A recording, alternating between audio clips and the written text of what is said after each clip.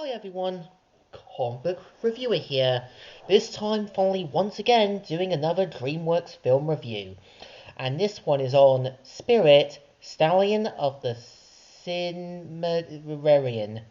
Now as you know, Spirit, Stallion of the Cimarron is a 2002 animated western film, and of course was meant to be the next entry in the whole DreamWorks 2D era of The Road to El Dorado. And I have reviewed Riding Free and Untamed, and I think after sitting down to rewatch the original Spirit, my best thoughts about it is that it's a simple Western film that is clearly trying to take some inspiration from the whole Disney Tarzan era, but also taking inspiration from other Western stuff. So, the premise of the film is meant to take place in the whole late 19th century American West, where a young Kingler Mustang colt known as Spirit is born to a herd of wild horses, and we see how he ends up growing up into a stallion and takes over leadership of the herd. One day he ends up getting captured by wranglers and, of course, is sent to a military fort. And this is where we're going to see the whole DreamWorks version of Roots mixed with Black Beauty. And I think for the rest of the film, it's just basically putting Spirit in a role of being Kunta Kinte, trying to not only deal with a sort of tough as nails colonel, but also having to kind of survive in a sort of different environment from being taken in by Native Americans, surviving dangerous obstacles, and all that.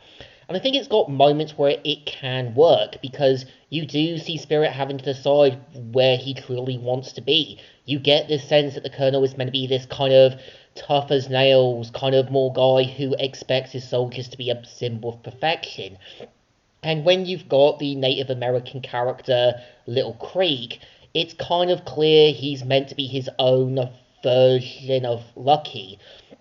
Obviously, Little Creek is kind of there being at the sidelines, but usually there to help Spirit out. And I think in a way, it is trying to replicate most of the whole Phil Collins songs. And a lot of them is trying to feel like it's trying to be emotional, they're trying to feel like these really emotional songs. But the problem is, Bill Collins songs worked because they actually felt genuine. You really get there was a sense of a lot of thoughts into it. It just feels like DreamWorks just threw in whatever they needed to get the song done.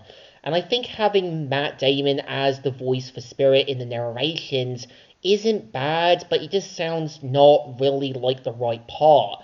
I think when you've got Jonathan Taylor Thomas, I think his voice would have been the right fit for Spirit because if you've ever watched the Simpsons episode Dude, Where's My Ranch, when he's the voice of Luke Staton, I think would have been the right fit to kind of have that really down to earth, more happy go lucky guy, and really would have been the right fit. And I think in a way I do think connecting Spirit with Riding Free makes sense.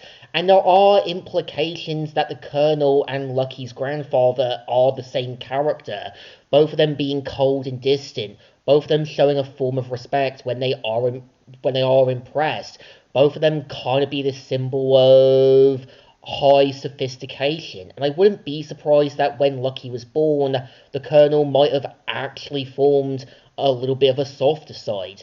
So it kind of breaks the cycle of controlling behavior. But I think to me, Spirit Stallion of the Centurion is more like a film trying to emulate the whole Disney Tarzan era, and it's clear that it's aware of it. And I can see where Riding Free and Untamed had to kind of be something different for basically literate kids because I think Riding Free and Untamed had to fix a lot of things over the 2002 film, but having to not emulate those similar mistakes. So I think to me, Spirit is a film that I think is more for people who enjoy old Western films, But I think Riding Free and Untamed fitted more for the whole horse girl community. So I think this one definitely deserves a thumbs down.